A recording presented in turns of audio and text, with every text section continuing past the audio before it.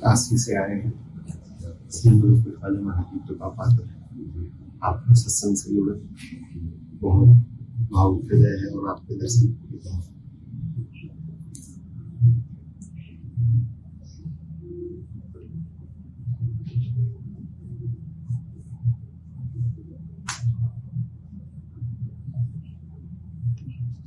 सब संप्रदाय, सब संत, सब भगवत मार्ग केवल एक ही जगह जाकर विश्राम लेते हैं, प्रभु का अनन्य चिंतन। सब शास्त्रों का सार।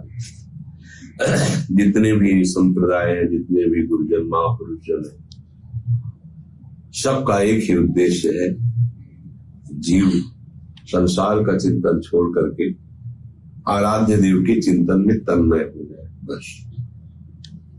चाहे श्री राम बोलो, कृष्ण बोलो, शिव बोलो, कोई भी नाम दो, वही एक परम तत्व विविध नामों में सबकी उपासना में पूजा जा रहा है।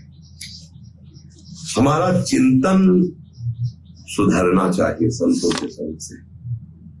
खास बात है, जब संतों के पास जाया जाता है तो ये भाव किया जाता है कि भगवान का निज पार्षद है, भगवान का निज जन है।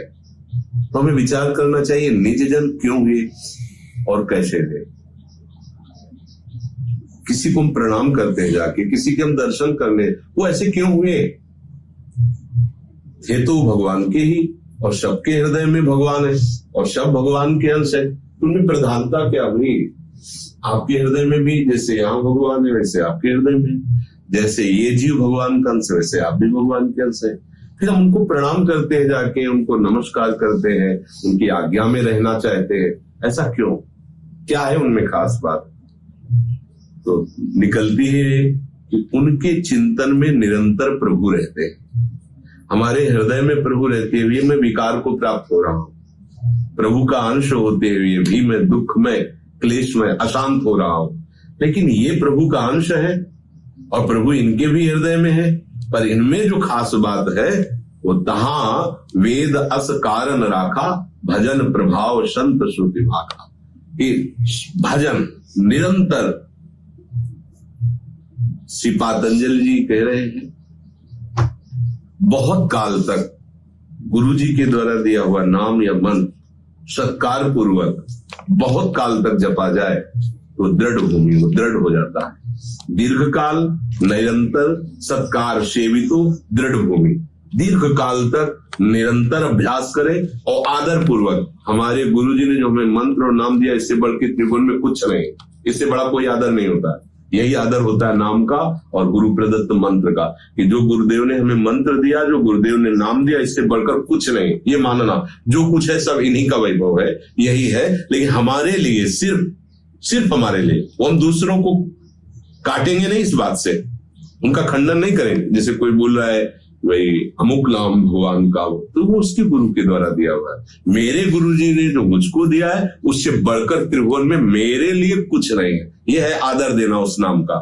दीर्घ काल सत्कार, निरंतर सेवितो, उसी का चिंतन करना, उसी की आराधना करना। तो बोले दृढ़ भूमि। फिर ऐसी दृढ़ स्थिति हो जाती है कि सोते जागते उठते बैठते चलते फिरते निरंतर प्रभु का चिंतन, इससे बढ़कर कोई परम पद नहीं। जीते जी जीवन मुक्त परम पद का स्वरूप क्या है? किसी भी द्वंद्व का प्रभाव न पड़ना और एक क्षण के लिए भी संसार का चिंतन न होना। यह है जीवन का परम पद। अब ये किसी की कृपा से नहीं होता, ध्यान रखना। कृपा से उपाय मिल गए, अब आपको अभ्यास करना होगा इसमें। जैसे कहते हैं कि गुरु जी कृपा करें, तो गुरु जी के पास अब कोई कृपा नहीं रहेगी। उन्होंने जो नाम दिया ना, प्राण दे दिया, जीवन दे दिया, अपना सब कुछ दे दिया, क्योंकि गुरु जी का सब कुछ वो नाम ही है। अब हमें क्या करना है? इतनी कीमती वस्तु को निरंतर स्वाद लेना है। बार बार जो गुरु जी ने दिया उसका जप करके आप देखिए, आप गुरु समान हो जाएंगे, आप गुरु स्वरूप हो जाएंगे। गुरु क्या करते हैं? अपने समान। आप उस शरीर से चाहे सब कीना, वो अपने समान बनाते। कैसे? उनके पास जो तत्व है, वस्तु है, वो आपको दे दिया। आप उसका, आप गुरु जी ने जो दे दिया, अगर उसका रसास्वादन नहीं किया तो चाहे जितने बड़े सिद्ध पुरुष से जुड़ जाओ, परिणाम में आपको अशांति और क्लेश ही मिलेगा। किसी का आशीर्वाद भवबंधन से मुक्त नहीं कर सकता। यही आशीर्वाद है कि जो नाम दिया है, जो चिंतन दिया है, उसका सतत चिंतन करो। अब तुम्हें कोई भी भवबंधन व्याप नहीं सकता। अगर आपने गुरु प्रदत्त नाम मंत्र का चिंतन नहीं किया तो एक और अपराध बन गया, गुरु अवहेलना। अब फिर कैसे कल्याण हो सकता है? इसलिए निरंतर जो गुरुदेव ने उपासना दी, जो मंत्र दिया है, अपने गुरु को साक्षात आराध्य देव मान करके उनके द्वारा उपदिष्ट मार्ग पर चल दिया जाए तो आंख मूंद कर दौड़ने पर भी परम पद ही प्राप्त होगा, क्योंकि वो संभालेंगे। वो हमें प्रतिपल जो करो सदा तिनके रखवारी, जिम बालक राखे महतारी। तो चाहे गुरु कहो चाहे इष्ट कहो, बात एक ही है। महाराज जी, आपके चरणों के आश्रम में 5 वर्षों से ब्रजवास कर रही हूँ। अब आगे का मार्ग बताइए महाराज को। क्या कह रहे हैं? 5 वर्ष से वनवास हो रहा है, आगे का मार्ग हमारा प्रशस्त है। वृंदावनेश्वरी के चरणों की आराधना करो वृंदावन वास करके। यदि यहाँ श्री जी के शरणागत होते, यहाँ पे एक ही है, गोरे चरणारविंद का 8 रुपए सुख संविधान करना, उनके सुख के विषय में सोचना। हम जब नाम जप करते हैं तो हम अपने कल्याण के नहीं करते, ये हम अपनी बात बता रहे हैं। नाम जप करते हैं अपने प्रिया प्रीतम के सुख के लिए। राधा बोलते हैं तो श्याम सुंदर को सुख मिलता है, और श्याम बोलते हैं तो किशोरी जी को सुख मिलता है। इसलिए राधे श्याम बोलते हैं, राधा वल्लभ बोलते हैं तो प्रिया प्रीतम को। सुबह से लेकर शयन तक उनकी सेवा में रहते हैं।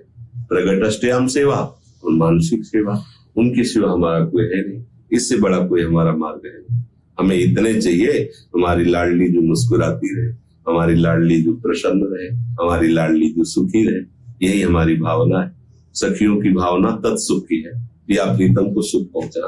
वैसे कोई भी भावना हो, क्या दास अपने सुख के लिए चाहता है? सेवक सुख चाह तो सेवक कैसा? सेवक वही है जो स्वामी के सुख के लिए। राम काज कीन्हे बिन मोहि कहा विश्राम। तो किसी भी उपासना को देखो, अपने आराध्य देव के सुख में सुखी होना ही तो उपासक का परम कर्तव्य है।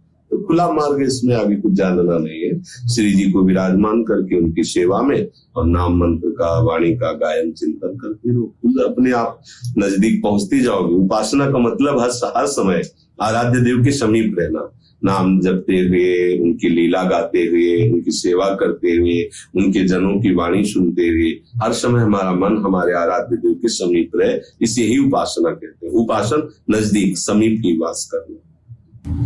देखो, प्रश्न की कोई जरूरत ही नहीं है। इतना समझ ले कि हमारे आराध्य देव कौन है, उनको कैसे रिझाना है, तो कोई बात है।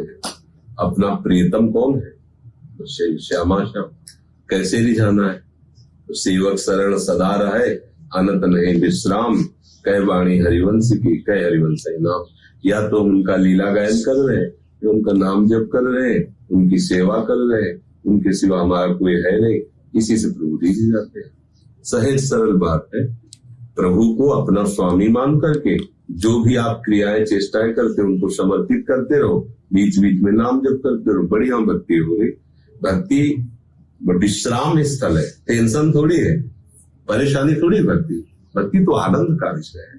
भगवान को अपना मालिक मान लिया, उनका बीच बीच में नाम जप करते रहे और सब सेवाएं करते हैं। वो सब सेवाएं उन्हीं की तो हो रही, ऐसी भावना कर ले। सृष्टि भी तो भगवान की है, उन्हीं की सेवा कर, बस आनंद है। जो दुख सुख आवे उसे चुपचाप भोग ले, क्योंकि तो भोगना ही है। शरीर रचने के पहले इसके दुख सुख रच गए हैं कि आप इतनी अवस्था में इस कष्ट को प्राप्त होंगे, ऐसा। तो भजन से फिर क्या हुआ?